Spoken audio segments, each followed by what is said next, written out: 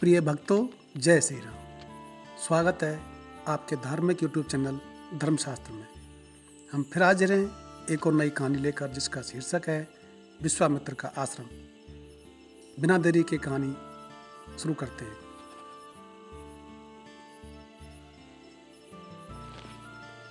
भगवान श्री राम, लक्ष्मण और ऋषि विश्वामित्र चलते चलते वे वन के अंधकार से निकलकर ऐसे स्थान पर पहुंचे जो भगवान भास्कर के दिव्य प्रकाश से आलोकित हो रहा था, और सामने नाना प्रकार के सुंदर वृक्ष, मनोरम उपत्यका एवं मनोमुग्धकारी दृश्य दिखाई दे रहे थे।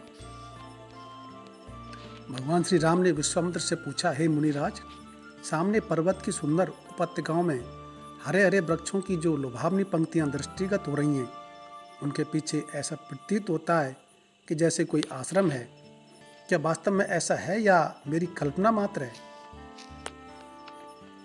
वहाँ सुंदर सुंदर मधुरभाषी पक्षियों के झुंड भी दिखाई दे रहे हैं, जिससे प्रतीत होता है कि मेरी कल्पना निराधार नहीं है।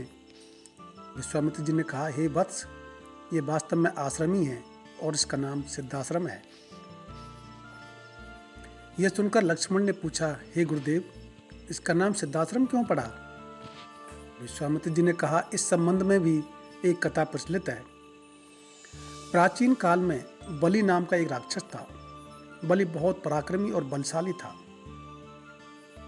और समस्त देवताओं को पराजित कर चुका था। एक बार उस बलि ने यहाँ पर एक महान यज्ञ का अनुष्ठान किया।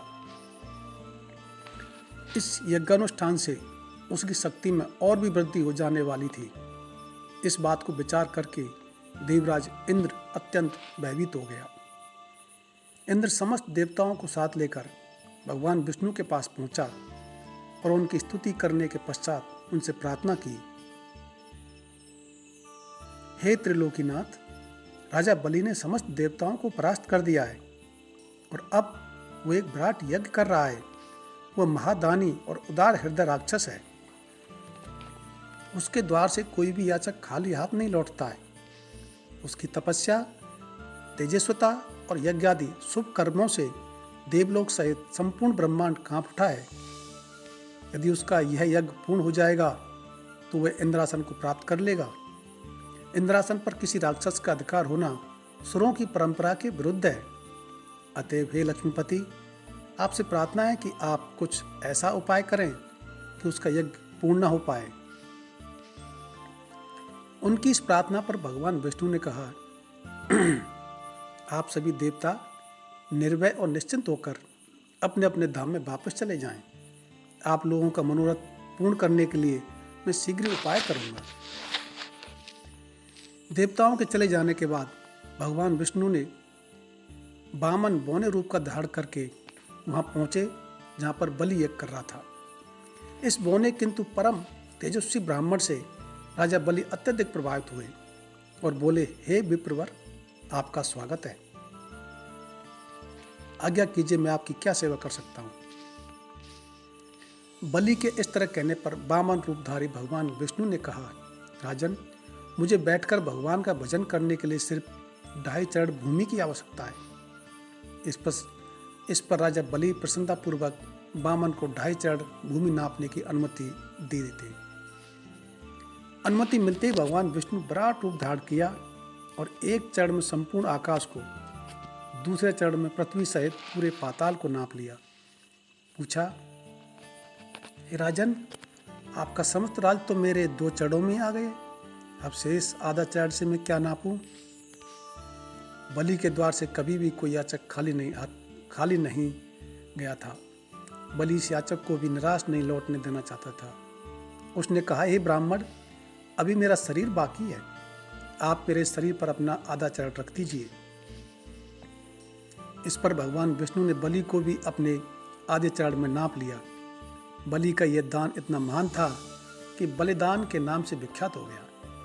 भगवान विष्णु ने बलि की दानशीलता से प्रसन्न होकर उसे वरदान दिया कि यह स्थान सदा पवित्र माना जाएगा, सिद्धाश्रम कहलाएगा और यहाँ तपस्या करने वाले को शीघ्र ही समस्त सिद्धियां प्राप्त होंगी। उसी समय से यह स्थान सिद्धाश्रम के नाम से विख्यात है। और बहुत से ऋषि मुनि यहाँ तपस्या करके मुक्ति लाभ करते हैं। मेरे स्वयं का आश्रम भी इसी स्थान पर है। मैं यहीं बैठकर अपना यज्ञ संपन्न करना चाहता हूँ।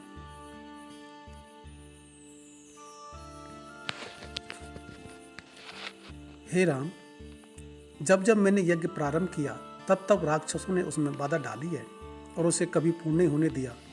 अब तुम आ गए हो और मैं निश्चिंत होकर यज्ञ पूरा कर सकूंगा। इस प्रकार की बातें करते हुए विश्वामित्र ने राम और लक्ष्मण के साथ अपने आश्रम में पदार्पण किया।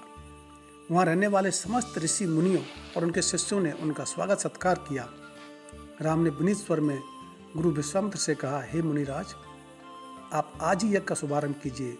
मैं आपको विश्वास दिलाता हूँ कि मैं आपके यज्ञ की रक्षा करते हुए इस पवित्र प्रदेश को राक्षसों से मुक्ति कर दूंगा।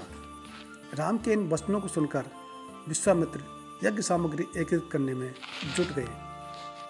जय श्री राम।